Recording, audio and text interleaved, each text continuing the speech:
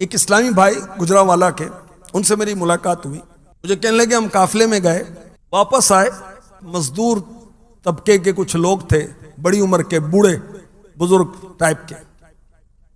تو کہنے لگے ہاں جی مول صاحب کہاں گئے تھے آپ؟ میں نے قافلے میں گئے تھے. ہاں جی کی سیکھا؟ آپ نے کیا سیکھا؟ ہم نے دین کی باتیں سیکھی، ہم نے غسل کا طریقہ سیکھا، وضو سیکھا، فلاں فلاں. آپ کو معلوم ہے غسل کے فرائض کیا ہیں؟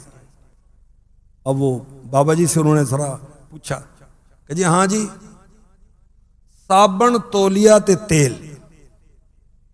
پنجابی میں اس نے کہا غسل کے 3 فرض ہیں، صابن، تولیہ اور تیل. انہوں نے کہا بابا جی اللہ آپ کا بھلا کرے، یہ غسل کے فرائض نہیں ہیں.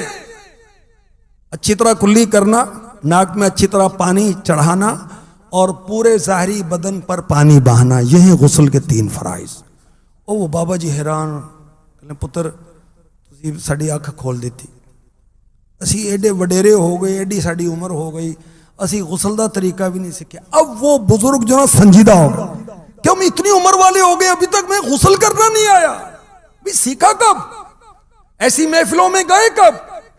ہم تو بس وہ پتہ کیا کہیں بھائی انسان ہے، جانور ہیں ہم انسان ہیں، انسانوں والی زندگی گزارو نا. اللہ نے ہمیں بیکار نہیں بنایا، اپنی عبادت کے لیے بنایا، آخرت کی تیاری کرنے کے لیے، رب کو راضی کرنے کے لیے، جنت کی تیاری کرنے کے لیے دنیا میں آئے ہیں. کھیل کود مذاق مسخری اس کے لیے تھوڑی آئے ہیں بھائی. ایک تعداد ہے، 100% کی بات تو ظاہر نہیں کی جاتی.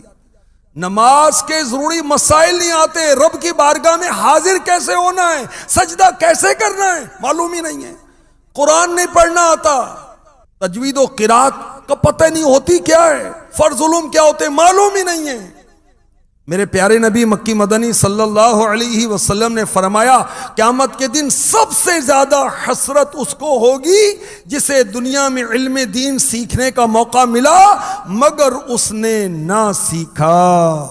تو قافلے بیکار نہیں ہیں، یہ انہی مقاصد کے لیے قافلے رکھے گئے ہیں تاکہ ہم قافلوں میں جائیں. دعوت اسلامی کے 12 دینی کام، دین سیکھنے کا موقع. دعوت اسلامی کا مدنی چینل، دین سیکھنے کا موقع. دعوت اسلامی کا سوشل میڈیا، دین سیکھنے کا موقع.